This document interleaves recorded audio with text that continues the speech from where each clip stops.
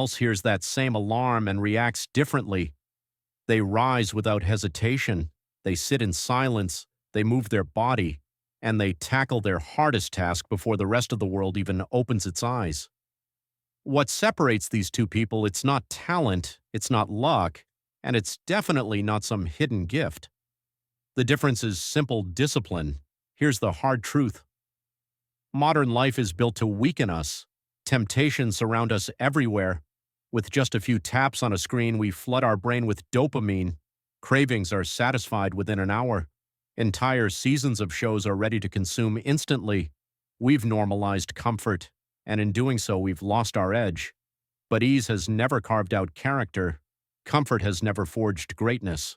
Marcus Aurelius, ruler of one of the largest empires in history, could have indulged endlessly in luxury, yet he chose structure. He once wrote, "You have power over your mind, not outside events. Realize this, and you will find strength." For him, this wasn't abstract wisdom, it was survival. Leading an empire required mental armor, and that armor was built only through rigorous discipline. The Stoics understood something we've forgotten today. Discipline isn't about pain, punishment, or deprivation. Discipline is about liberation. The more you rule yourself, the less the world can shake you. When you control your reactions, you control your fate. And when you guide your mind, you unlock doors most people will never even see. But here's the secret: few talk about discipline doesn't mean stripping away your humanity. It doesn't mean becoming some cold, unfeeling machine. True discipline, the kind that transforms you, emerges when you understand deeply what matters most and then live in full alignment with it. Think back to the moments you were truly proud of yourself. Was it during a lazy afternoon on the couch? Or was it when you faced a challenge, resisted the temptation to quit, and followed through? That spark, that victory, that's the gift of discipline. And it's worth more than any fleeting comfort. The Stoics didn't craft these ideas from ivory towers. They lived them through fire. They faced invasions, betrayals, grief, and loss, and still stood firm in their ethics. Epictetus, once a slave, became one of history's most respected minds. He taught, "No harm can touch you unless you allow it." That's not just emotional resilience, that's mastery of your own thinking. And once you shape your mental reactions, you shape the whole of your life. In this video, we'll walk through 10 ancient Stoic laws principles that can rewire your mind for discipline. These aren't motivational slogans meant to make you feel good. They are time-tested strategies sharpened over millennia, designed to make you unshakable. Stay with us here on Stoicism Breath, because the moment you choose discipline over ease, you begin building the strongest version of yourself. For over 2,000 years, these Stoic principles have helped ordinary people build extraordinary strength. But here's the truth. Most forget knowledge means nothing without action. You can binge every self-help video on the internet and still remain stuck in the same place. Discipline requires effort. It demands patience. And above all, it calls for the courage to step outside your comfort zone. Your future self depends on the choices you make today. Each moment you choose discipline over ease, you step closer to the person you're meant to become. Each time you run from growth, you abandon that stronger version of yourself. Let's begin with the very first Stoic law of discipline, what I call the morning victory principle. Seneca once said, "Every new beginning comes from some other beginning's end, and each morning you're given that beginning." The way you start decides how you finish. Win your morning and you win your day. Most people wake up and immediately scroll through notifications. From the moment their eyes open, their minds are filled with noise, opinions, drama, distractions. That isn't productivity. That's surrender, disguised as staying informed. The Stoics saw mornings differently. They viewed the early hours as sacred. Marcus Aurelius didn't start his day reading reports from distant provinces. He started by checking in with himself. He primed his mind for the challenges ahead and reminded himself of what truly mattered. Your morning habits are more than routines. They're declarations of war against mediocrity. If you rise and immediately do something difficult, whether it's physical training, silent reflection, or deep focused work, you're conditioning your brain to prioritize effort over ease. Psychologists call this training your willpower muscle, But here's the key: your routine has to carry personal meaning.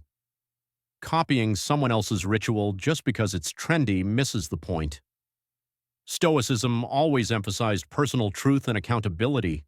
What works for a CEO might not work for a college student. What suits a single adult may not fit a parent with children.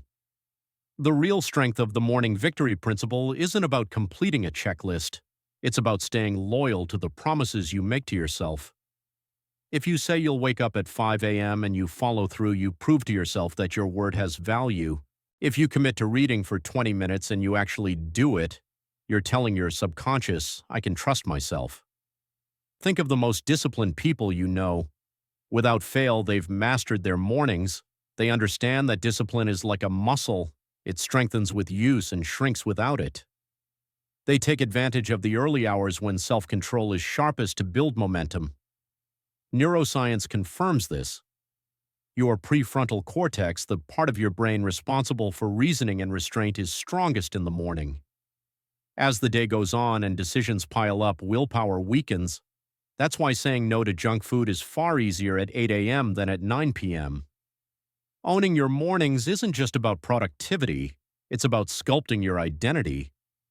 When you rise early and choose challenge over comfort, you begin to see yourself differently, not as someone who avoids effort, but as someone who thrives under it. And that shift in identity is the true victory. When you start your day with clear intention, something powerful happens. Your actions and your identity begin to reinforce one another. The Stoics taught that character is forged not in one dramatic moment, but through daily repetition. Begin each morning with laziness, and soon you become someone who defaults to laziness. But if you begin with willpower, you begin to build a life anchored in discipline. Your morning doesn't need to be complicated or long. It just needs to be consistent and just challenging enough to stretch you. Maybe it's making your bed without hesitation. Maybe it's a short workout. Maybe it's writing down 3 things you're grateful for. The action matters less than the intention behind it and the commitment to follow through. Discipline doesn't mean perfection. Some mornings will be off. Some days you will stumble. Discipline means you return to your rhythm without self-punishment. The Stoics never saw setbacks as failure. They saw them as part of mastery. This leads us to the second Stoic law of discipline: emotional responsibility. Epictetus, who endured both slavery and hardship, once shared one of the most powerful truths in philosophy. What matters is not what happens to you, but how you respond. Most people go through life emotionally reactive. Someone cuts them off in traffic and they stay angry the entire day. A rude comment at work ruins their focus. A delayed text sends them spiraling with anxiety. That isn't life, that's emotional slavery. The reactive mind believes feelings are automatic, like storms that cannot be stopped. I can't help being mad, they say. This situation is stressing me out. But the Stoics knew better. They taught that between what happens to us and how we respond, there is always a pause. And in that pause lives our greatest power choice. Think of the last time someone upset you, dismissed your ideas, forgot something important, or said something hurtful. It probably felt like your reaction exploded instantly. But here's what really happened. Your brain made a judgment about the situation, assigned it, meaning, and built your emotion on that interpretation. Interpretation is everything. 2 people can go through the exact same experience and feel completely different. One gets fired and falls apart. Another gets fired and sees it as the opening of a new path. Same event, different meaning. That's where discipline becomes essential. Controlling your emotions doesn't mean ignoring them or faking calm. It means owning the story you tell yourself. Ask yourself questions like, is this thought helpful? Is this emotion moving me forward? What would the strongest version of me do right now? Marcus Aurelius asked himself these questions constantly. As emperor, he faced betrayal, war, and loss, yet trained his mind to find meaning in chaos. He once wrote, "Very little is needed for a happy life. It is all within your thinking." This wasn't abstract theory for him. It was a daily practice, a tool for survival. Here's how you can use it. When anger rises, pause and ask yourself, what story am I telling myself? When anxiety builds, explore what assumptions you're making about the future. Feelings are signals, not commands. They should guide you but never dominate you. You can acknowledge anger without lashing out. You can feel sadness without surrendering your whole day to it. That is emotional discipline, the second Stoic law. You can feel sadness without letting it steal your entire day. The Stoics practiced this through a mental exercise, visualizing the loss of what mattered most, not to be grim, but to build inner strength. They understood that clinging to things we cannot control only multiplies pain. But when you release your need for a specific outcome, nothing can shake your inner calm. This is the beauty of emotional ownership. When you stop letting others control your mood, you become emotionally independent. Your happiness is no longer tied to someone's tone of voice, the state of the economy, or the perfection of your circumstances. Your peace becomes self-made. This kind of discipline takes practice. Start small. The next time someone irritates you, hold back your reaction, breathe 3 times. Then ask, what would discipline choose here? You'll be amazed at how much power you truly hold within. Here's the truth, you don't always get to decide what happens, but you always get to decide what happens inside you. That's not just philosophy, that's a skill, and it's a skill that can change your entire reality. This brings us to the third Stoic law of discipline, mastery of the now. Marcus Aurelius once advised, stay within the present. That simple line carries a profound truth. Mastery over the present is mastery over life itself. Most people live everywhere except here. Their minds replay past regrets or race ahead into imagined fears. They scroll endlessly, comparing their behind the scenes with someone else's highlight reel. Physically present but mentally scattered. This fractured attention destroys discipline. A mind without control is like a computer with 50 tabs open, constantly jumping from memory to plan, from distraction to impulse. And with all that noise, nothing gets done well. Worse, it's exhausting. Your brain burns energy, bouncing between thoughts, leaving you drained and unfulfilled without accomplishing anything meaningful. But the Stoics knew the truth. Life only happens in one place, this very moment. The past is gone, untouchable. The future is uncertain, mostly uncontrollable. Right now, this instant is where your true power lives. It's where choices are made, where actions are taken, where meaning is created. Think back to the moments you felt most alive, fully absorbed, deeply fulfilled. Chances are they happened when you were completely present. Maybe in a deep conversation with someone who mattered, maybe during a workout where you lost yourself in the effort, or while creating something meaningful. In those moments, there was no distraction, just full presence. Modern psychologists call this state flow. The Stoics had their own word, prosos, total attention to the now. They knew that when the mind is rooted in the present, clarity sharpens emotions, stabilize, and decisions improve. When your mind stays rooted in the present, your decisions sharpen. But mastery of the now isn't just about doing more, it's about finding peace. Anxiety fades because fear only exists when the mind leaps ahead into imagined threats. Guilt dissolves because regret only lives in a past you can never change. The challenge, of course, is that today's world is designed to shatter your focus. Notifications, headlines, viral clips, every force is fighting to pull your mind in 100 different directions. Entire industries spend billions just to steal your attention. But here's the truth that disciplined people understand. Your attention is your most valuable resource. Where you place your focus shapes the quality of your entire life. When you direct it toward the present, you unlock your greatest power. The Stoics practice this daily by asking one question: what is the most important thing I can do right now? Not later, not tomorrow, right now. That simple question cuts through mental chaos and restores clarity. Another practice was complete engagement. If you're eating, truly taste your food. If you're walking, feel the ground beneath your feet. If you're speaking with someone, give them your full presence. This isn't abstract mindfulness, it's discipline. Each act of focus builds strength, like lifting weights for the mind. And something remarkable happens. Life becomes richer, moments more vivid, relationships deeper. You stop missing your own life because you're too distracted to notice it. You begin to live what the Stoics called ataraxia, a steady calm born from being fully grounded in the now. This moment becomes your training ground. Every time you catch your thoughts drifting and gently bring them back, you've just done a repetition in the mental gym. Every time you choose to focus on what's in front of you instead of a glowing screen, you strengthen your attention muscle. This is the third Stoic law. Now we move to the fourth, turning barriers into breakthroughs. Marcus Aurelius endured one of the most turbulent reigns in ancient history. A deadly plague swept through his empire. Enemies attacked from every direction. Yet in the middle of chaos, he wrote these words: "The obstacle to action advances action. What blocks the path becomes the path." The fourth Stoic law of discipline is this: every difficulty is secretly an invitation to grow stronger. Most people treat resistance as a red flag, but the Stoics saw it as something else entirely, the very weight that forges strength. Most people believe struggle means something is wrong. They face a setback and see it as a reason to quit. But the Stoics held a radical view.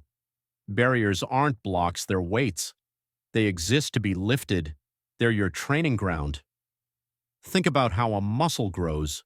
It doesn't develop by staying comfortable. It grows through effort, through strain, through being pushed beyond what's easy. Character develops the same way. Every challenge is a test of who you are. Every hurdle is an opportunity to build grit. Every loss carries within it a lesson in resilience. The reactive mind looks at struggle as an attack. Why me, they complain. Why can't things just go smoothly? But the disciplined mind responds differently. It asks, what is this moment trying to teach me? How can this experience sharpen me? This isn't about fake positivity or pretending pain doesn't hurt. Hardship is real. Grief is real. Failure cuts deeply. The Stoics never denied this. What they refused to do was waste the pain. They extracted wisdom from every wound. Epictetus said it plainly: we don't control what life throws at us, but we absolutely control how we handle it. Don't just talk about your values, live them. When you reshape obstacles into advantages, philosophy stops being theory. It becomes transformation. The way to begin is simple: reframe the challenge. Instead of asking, why is this happening to me? Ask, how is this helping me? Instead of saying, this is terrible, say, this is training. Instead of I can't handle this, choose, this is preparing me for more. And when you shift your mindset, something profound happens. Fear fades. You stop dreading struggle. You begin to see each test as your path forward. This is what the Stoics called amor fati, love of fate. It's not just accepting life's storms, but embracing them. Take the entrepreneur rejected by dozens of investors. Each no wasn't failure, it was feedback. It refined their message, clarified their vision, and strengthened their resolve. Rejection wasn't the wall, it was the map. Or imagine an athlete struck by a devastating injury. They could give up, or they could use the recovery to grow mentally, to rebuild themselves stronger, to return sharper than before. The injury wasn't the end. It became the forge that built their future strength. Here's the truth. The obstacle isn't separate from your journey. It is your journey. The struggle you're facing right now is shaping the very traits you'll need later. You don't become capable of handling your dream life without walking through the fire that forges that version of you. When you embrace this perspective, everything changes. You stop avoiding difficulty and welcome it as transformation. You stop seeing setbacks as signs of failure and begin to recognize them as preparation for your next level. The Stoics believed in a rational universe where even hidden within hardship lies meaning. And whether you believe it or not, living as if it's true gives you power, because every obstacle becomes the path. The Stoics believed that every event carried meaning, even if hidden. Whether or not you share that belief, acting as if it's true gives you power. Treat every difficulty as a mentor. Become a lifelong student of adversity, and you will never be stopped. This leads us to the fifth Stoic law of discipline: choosing hardship on purpose. Seneca, one of the wealthiest men in Rome, had a strange habit. Despite his fortune, he would sometimes live as if he had nothing. He slept on bare floors, ate tasteless food, and wore rough garments, not because he enjoyed suffering, but because he understood a timeless truth. Self-imposed discomfort builds real strength. Most people design their lives around avoiding difficulty. They want the temperature just right, the food delicious, the entertainment constant, and the effort minimal. But here's the problem: soft routines create fragile people. When even minor inconveniences feel like crises, you're not thriving, you're hiding. The Stoics knew comfort dulls us. Too much ease weakens the body, softens the mind, and enslaves the spirit. When everything is pleasant, you forget how to be powerful. When everything is smooth, you forget how to adapt. And when everything feels good, you lose the ability to say no. The cure is voluntary discomfort. Think back to every meaningful skill you've ever learned. None of them came easily. Reading was once hard. Your brain had to struggle to decode letters into thought. Driving was stressful at first. Your body had to master complex movements under pressure. Difficult conversations were uncomfortable. Your emotions had to be managed while speaking truthfully. Every step of growth came through tension, never ease. That's the key. If you want to be comfortable during chaos, you must rehearse discomfort. If you want to hold steady when the storm hits, you must practice standing in the rain.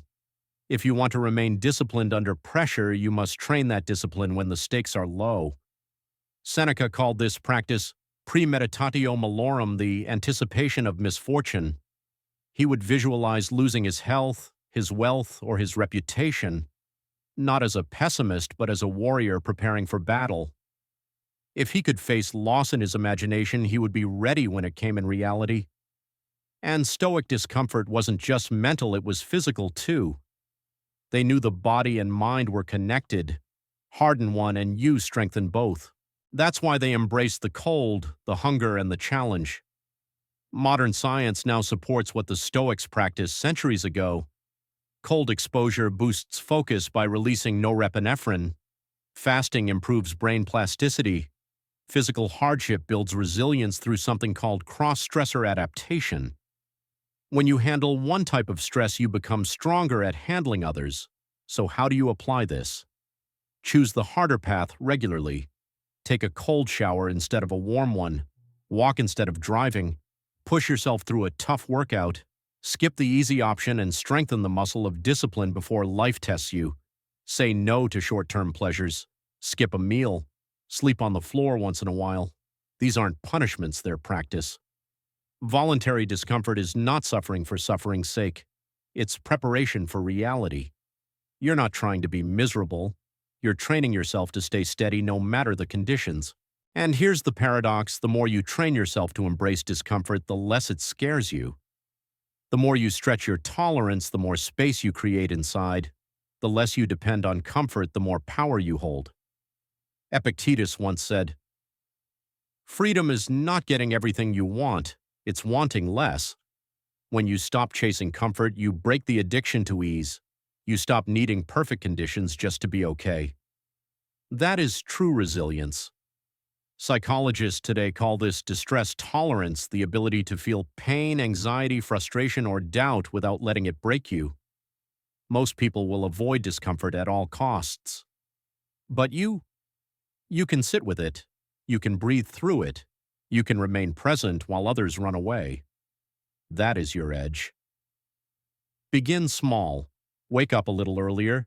Do 5 push-ups when your body says no. Eat one meal purely for fuel, not for flavor.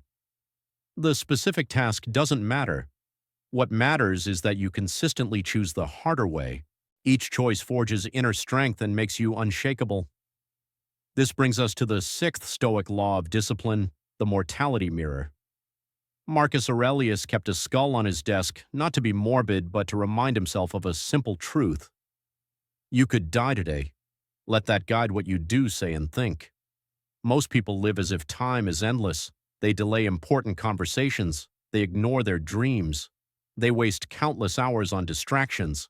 They treat death as something distant, something that happens to others far away in the future. But that illusion is dangerous. The Stoics called their practice memento mori, remember death. Not to be negative, but to be awake. Death is the only guarantee of life, yet we live as if it will never touch us. That denial weakens our focus and robs us of discipline.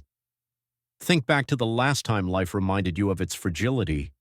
Maybe someone close to you passed unexpectedly. Maybe you faced a health scare, or maybe you witnessed an accident.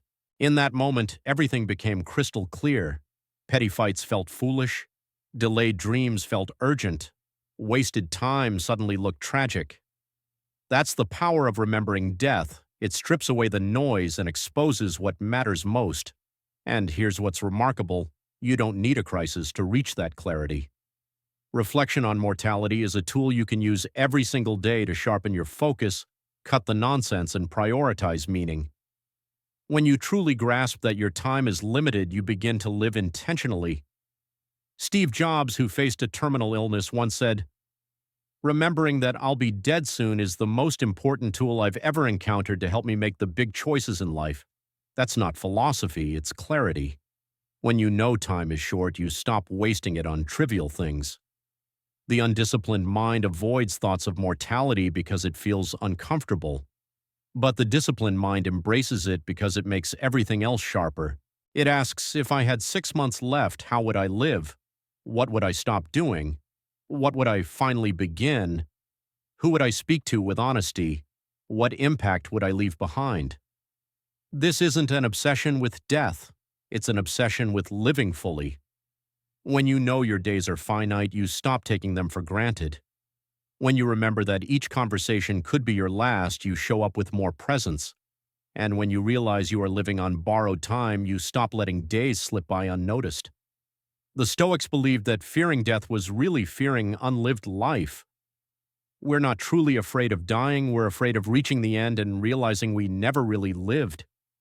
Reflection on death cuts through that fear. It forces us to live deliberately. Seneca once wrote, "Let us examine ourselves and rid ourselves of the faults we've acquired." Each night he reflected, how did I use today? Did I honor my values? Was I guided by purpose? This wasn't self-punishment, it was self-alignment. He understood that his greatest wealth wasn't gold, it was time, and he wanted a return on that investment. So how do you practice this? Begin each morning by acknowledging this could be my last day. Not to panic, but to focus. And each night ask yourself, if I died tonight, would I be content with how I lived today? Did I love well? Did I serve something beyond myself? Or did I waste precious hours on nonsense? This simple ritual transforms your mindset. You argue less because your energy is too valuable. You take bolder steps because time is too short to play small. You become more disciplined, not because you fear death, but because you're determined to truly live. Thinking about death isn't morbid. It's a reminder that life is a one-time gift. It pushes you to treat each day like it matters because it does. It reminds you to live with urgency and clarity because one day you won't get another morning. And when that day comes, your future self, the one lying on their final bed, will either be proud of how you lived or filled with regret. Start making choices now that honor that person. This leads to the seventh Stoic law of disciplined power through imagined loss. Epictetus once gave his students a powerful exercise. When you kiss your child goodnight, silently tell yourself, they may be gone tomorrow. Not as a curse, but as a method to deepen your gratitude. Envisioning loss builds appreciation and mental resilience. Most people assume imagining terrible outcomes only leads to sadness or fear. But the Stoics discovered the opposite. When you mentally prepare for misfortune, you not only become more thankful for what you have, you also become more prepared to face whatever comes. This practice was called premeditatio malorum, the premeditation of misfortunes, and it remains one of the most practical tools the Stoics ever gave us. Imagine losing your career, your health, your home, or even someone you love. But don't stop at the moment of loss, go further. Picture how you would respond. What steps would you take? What lessons would you learn? What inner strength would you discover? How would you rebuild your life from that place? This practice does two remarkable things. First, it makes you instantly grateful. When you imagine going blind, your eyes become a miracle. When you picture losing the ability to walk, every step becomes a gift. When you consider losing someone close, every moment with them feels sacred. Second, it makes you mentally tough. If the imagined loss ever becomes reality, you won't be caught off guard. You've already rehearsed your first moves. You've trained your mind to feel the weight and not be crushed by it. Viktor Frankl, a Holocaust survivor and psychiatrist, once said, "Everything can be taken from a man except one thing, the last of the human freedoms to choose one's attitude in any given set of circumstances." That's what this exercise gives you, a choice. No matter how dark life gets outside, your internal posture remains yours. The Stoics weren't doom and gloom thinkers, they were realists. They knew suffering is a part of life, so they refused to let it surprise them. Most pain doesn't come from the event itself, it comes from the shock from unmet expectations. When you practice visualizing setbacks, you shrink that shock. You reduce the emotional hit. You grow flexible. You become the kind of person who bends but never breaks. And here's the balance. Negative visualization isn't about rehearsing devastation, it's about rehearsing strength. You don't just imagine endings, you imagine fortitude. You don't just picture loss, you picture how you'll endure, adapt, and rise again. You prepare instead of panic. Marcus Aurelius once wrote, "Loss is nothing but change, and change is nature's joy." Everything in life is temporary, our jobs, our possessions, even our bodies. Clinging to them brings pain, accepting their impermanence brings peace. So how do you apply this? Make it a weekly ritual. Choose something meaningful and imagine its absence. Then visualize in detail how you would rise from that loss. Where would your courage come from? What would you build next? What would you hold on to? This practice trains what modern psychology calls your psychological immune system, your inner capacity to bounce back from adversity. When your mind has rehearsed difficulties, you gain a quiet confidence. You become what today's thinkers call anti-fragile, not just surviving shocks, but growing stronger from them. This brings us to the eighth Stoic law of discipline: become the person your goal demands. Epictetus once said, "First decide who you want to be, then do what must be done. Stop chasing outcomes. Start becoming the kind of person who naturally achieves them." Most people approach discipline the wrong way. They fixate on results instead of transformation. They want to lose weight but never become someone who truly values health. They want more money but never turn into someone who makes wise financial choices. They crave better relationships but never grow into someone who shows up with consistency. That's why most efforts fail, because they're trying to force new behaviors while clinging to an old identity. They're battling who they are instead of upgrading who they are. Every action you take is a vote for the kind of person you are becoming. When you exercise, you're voting to be someone fit. When you write, you're voting to be a writer. When you meditate, you're voting to be someone who values clarity and inner peace. The Stoics believed identity is not fixed. You aren't born disciplined or scattered. You're not born courageous or fearful. These are not permanent traits.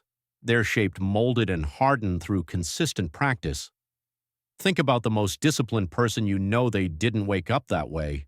They became that way by choosing discipline again and again until it became their default setting. They chose the harder path so often that it became natural. And here's the revelation: when your identity aligns with your habits, effort becomes ease. The athlete doesn't struggle to train. Training is simply what athletes do. The reader doesn't force themselves to open a book. Reading is what readers do. The person who truly sees themselves as disciplined doesn't wrestle with willpower. Discipline is who they are. But changing your identity takes more than wishful thinking. It takes what researchers call identity-based proof. You need evidence that you are the person you claim to be. And that evidence comes only from action, especially the small, repeated actions no one else sees. Marcus Aurelius once said, "Be like the rock that waves keep crashing against. It stands unmoved, and the raging of the sea falls still around it." He didn't become that rock by declaring it. He became it by living it daily, by checking his intentions every morning and reviewing how well he lived by his values every night.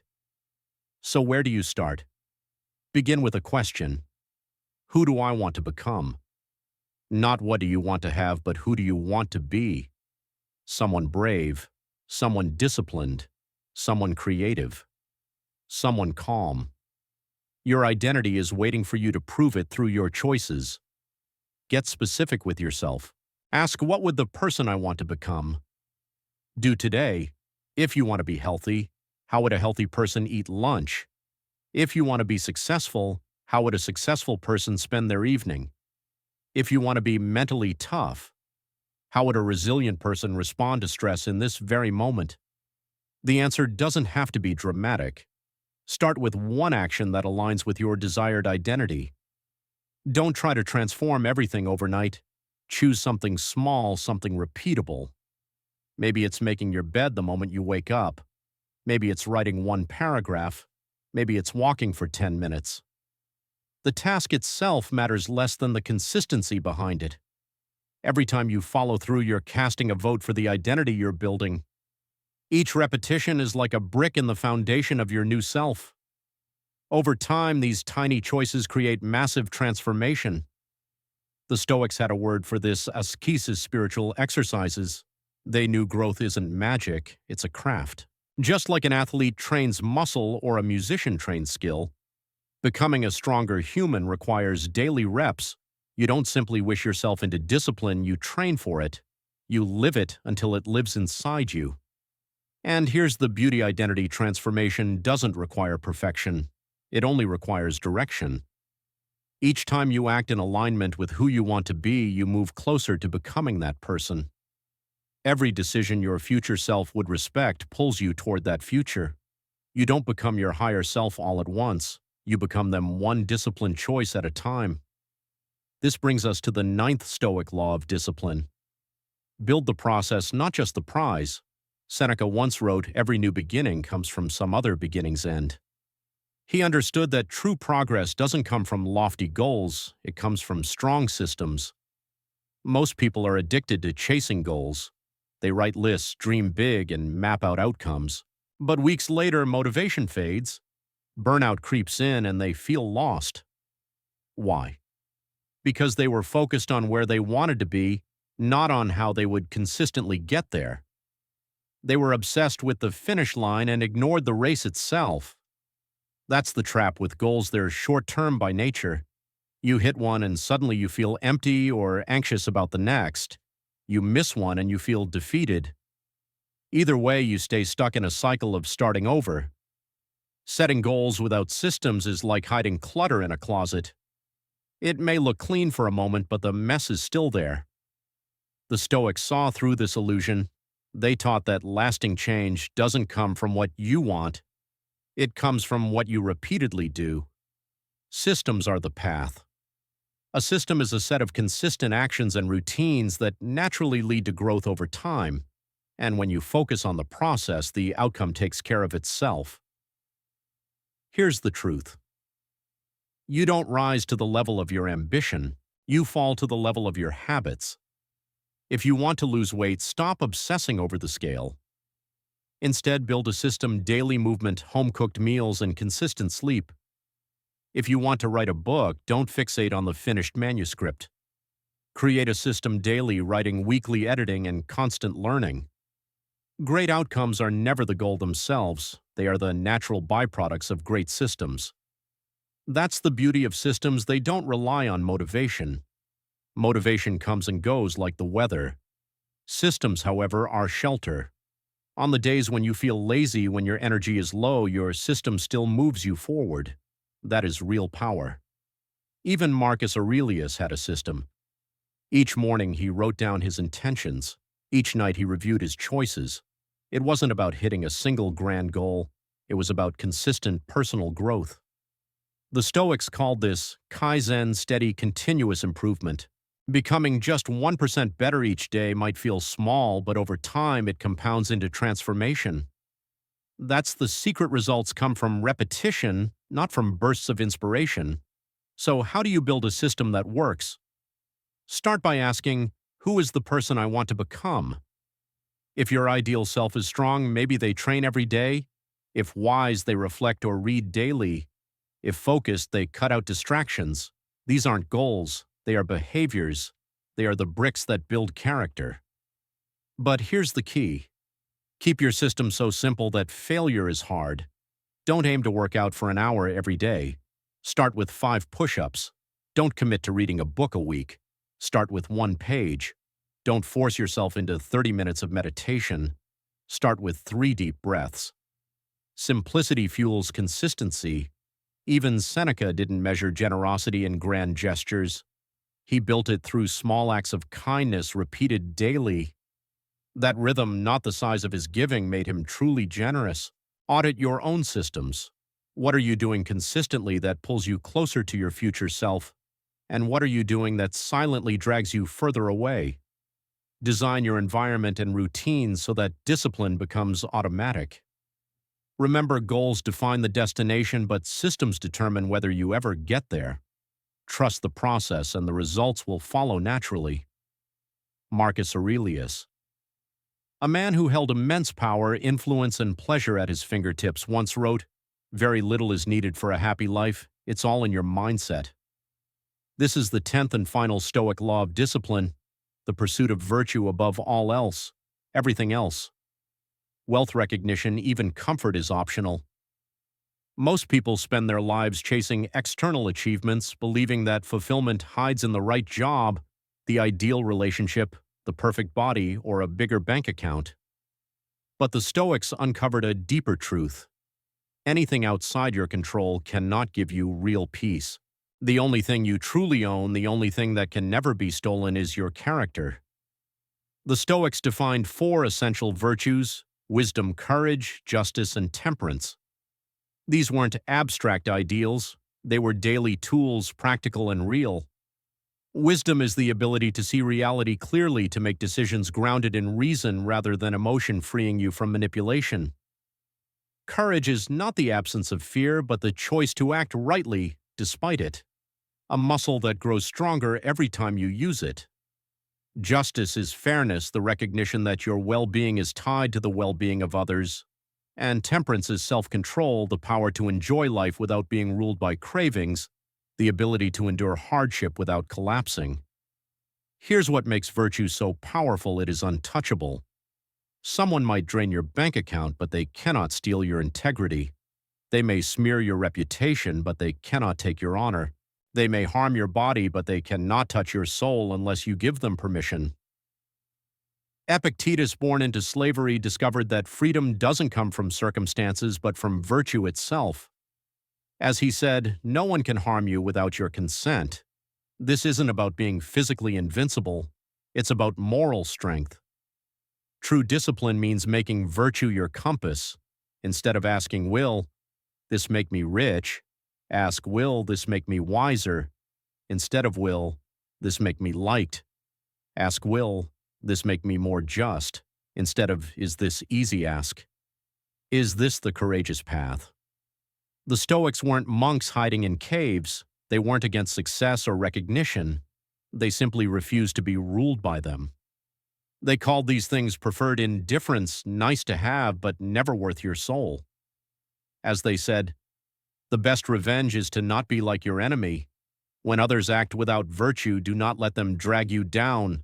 Rise above. Stay anchored in your principles. That is the ultimate victory. Rise above. Stay anchored in your principles. Marcus Aurelius, even while facing betrayal, war, and crushing pressure, chose virtue every single day. He once wrote, "The best way to avenge yourself is to not become like the one who wronged you." That is the ultimate victory.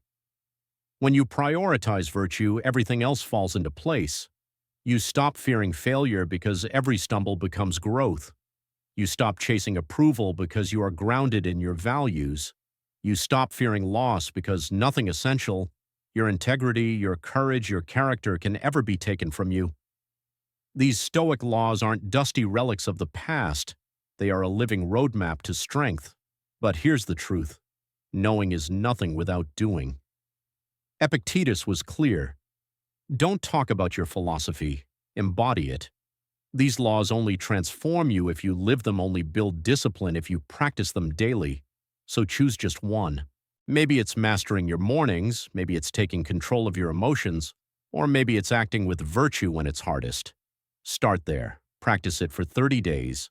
Don't fall into the trap of trying all 10 at once. Go deep with one. Progress. Not perfection is the path. You will stumble. You will have off days. That doesn't mean you're failing, it means you're in the fight. The Stoics never expected flawlessness, only effort. Discipline isn't about punishment, it's about realignment, adjusting and continuing forward. Marcus Aurelius reminded us you have power over your mind, not outside events. Realize this and you will find strength. That's the core of Stoicism, your mind, your actions, your character. That's where true power lives. And this world needs more people with discipline, people who remain steady in chaos, who delay gratification for greater rewards, who hold fast to their values under pressure. By building discipline, you're not just shaping your own life, you're contributing to a stronger world. Every time you choose effort over comfort, you're building your future self. Every time you live these Stoic laws, you invest in a version of you that can handle anything. Over time, the path doesn't end, but it does get lighter. Habits become rhythm, principles become second nature, and the future version of you begins to take shape, steadier, stronger, unshakable. If this message lit a spark in you, hit like, share your biggest lesson in the comments, and pass this to someone who needs it. Subscribe to Stoicism Breath for more timeless tools to help you become unbreakable. And carry this truth with you: you are more capable than you think. You are stronger than you feel. You are more disciplined than you realize. These Stoic laws prove it. Say it with me: I am disciplined, I am strong, I am becoming who I'm meant to be.